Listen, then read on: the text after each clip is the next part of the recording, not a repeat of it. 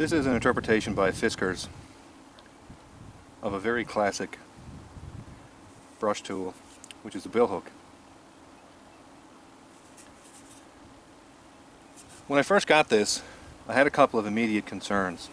It has a shallow, hollow grind and a relatively high angle, but very thin edge. That combination can easily lead to durability problems and ripples in the primary grind, because the edge has such a high angle that it basically becomes invulnerable, and all the load comes up on the hollow grind, and the hollow grind itself is very susceptible to lateral loading in woods if the cuts are not 100% perfect.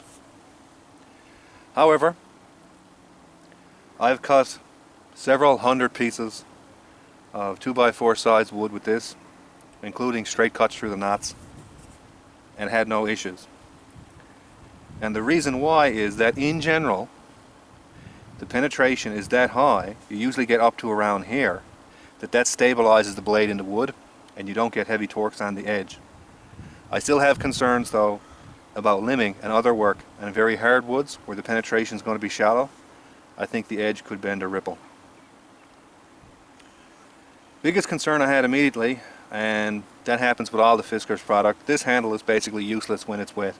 It's slippery to the point that you just can't hold on to it. Efficiency is very low. When you try to chop with it, because you can't maintain a grip, your hand moves on the handle, and therefore a lot of the energy goes into just moving the blade around rather than actually cutting into the wood.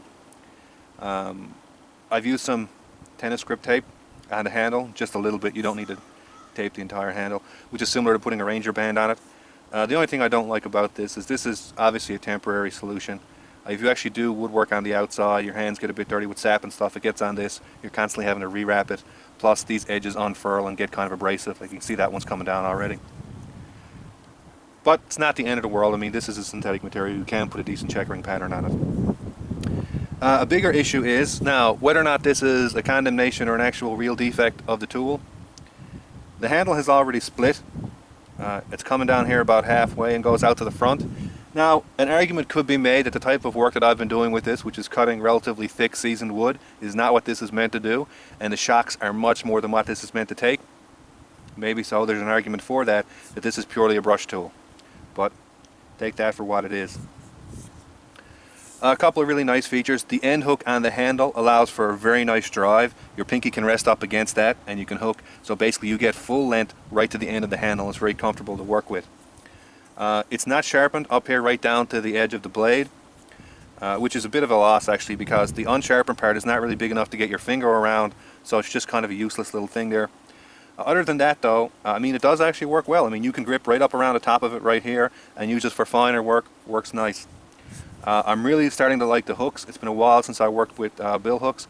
They're very nice for moving material around, picking stuff up off the ground, using this basically as a leading point, because when you cut, it almost goes like a stab on a regular knife, so you can stick this in, move wood around, that kind of stuff. It has a relatively nice little hole here, which I just used to hang it up, but you can also use this to bend materials and stuff like that.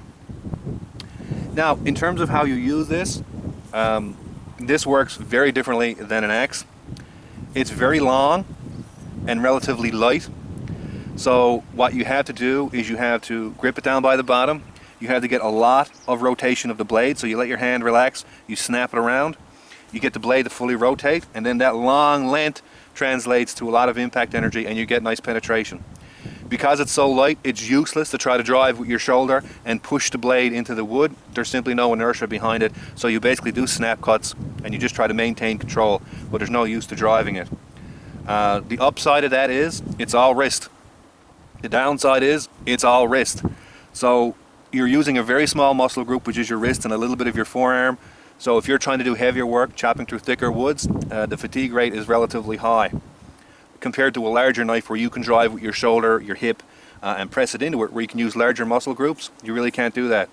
I tried doing it, driving with my shoulder from my hip and that kind of stuff, but again, it's simply too light. This handle is completely hollow.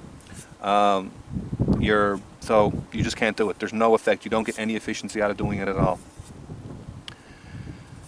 Now, in terms of raw penetration or raw chopping ability, this will actually compete with the Fiskars hatchet on a lot of woods. It's better on some woods, not as good on other woods. It just basically has to do with whether or not the blade wedges. Because this blade is so thin, if the wood has any tendency to sort of stick on the blade, you'll lose a lot of the energy in this blade just binding. If the wood naturally tends to want to open up, this can actually pull ahead of the small Fiskars Sportsman hatchet. Like for example, you work on something like say clear pine, which naturally opens up and chips out, this is much nicer. You try to work on something like sort of a knottier piece of spruce, which won't open up, and you'll get a lot more wedging on this, and you spend more time pulling this out of the wood than you actually do cutting into it.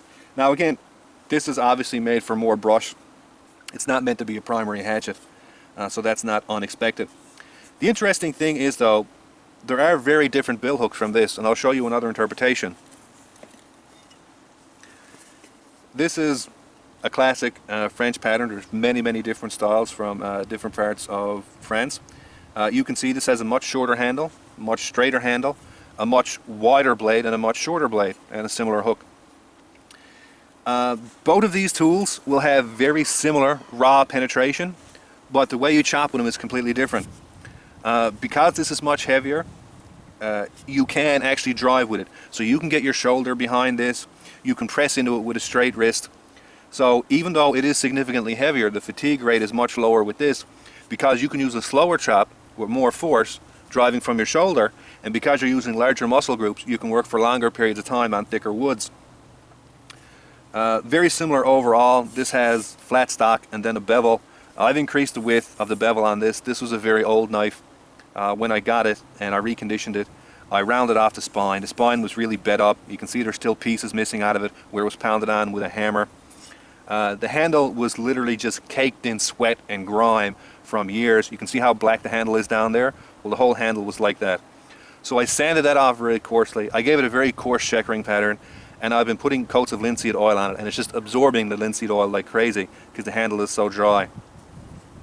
When I first used it, I gave it some test runs without really doing a lot of work on the handle, and it was relatively amusing, but not much else. The handle was that caked in sweat and grime that it was very slippery and almost unusable. But now it has a nice grip here, nice and secure, and I've brought the edge back by laying a relief grind on top of it. The original edge grind was only about 12 to 14 degrees per side. I have 4 of these similar patterns, and they all bounce around there. So it's actually not that high. I mean, your typical moor is somewhere around 10 to 11 degrees per side. This is only 12 to 14, so not that much higher on the very edge. And I've increased this by laying a relief grind on it just to make it cut smoother into the wood, so you don't have that abrupt stop that you get with a single bevel. And it has a very small secondary edge, which is what I sharpen. But again, the main difference between this and the Fiskars is that this chops with a slower, more powerful chop, and you don't have that heavy wrist action. And again, you notice on the end of the handle, it doesn't have the hook that the Fiskars have. You're not meant to hook this around and swing it really fast. It's not really how it's meant to be used. So this chops slower with more power, which means you can do a lot more heavier work for a longer period of time. The Fiskars is longer, has more reach, it's meant to be snapped with the wrist. So the next obvious step is to have a look at these on some lighter work, some brush clearing, some limbing, and then just as I would pick this one for the heavier work, harvesting deadfall, chopping up wood, splitting wood, that type of deal, this should pull ahead rather strongly on the lighter work, brush clearing and limbing, because again, its effective length is significantly longer. Like if you look at, this is the way I'd normally hold the Fiskars. Now, the effective grip, comparing them, because you can't grip right down on the handle on the other one, you can see the effective length is significantly longer. So that's going to be the next step.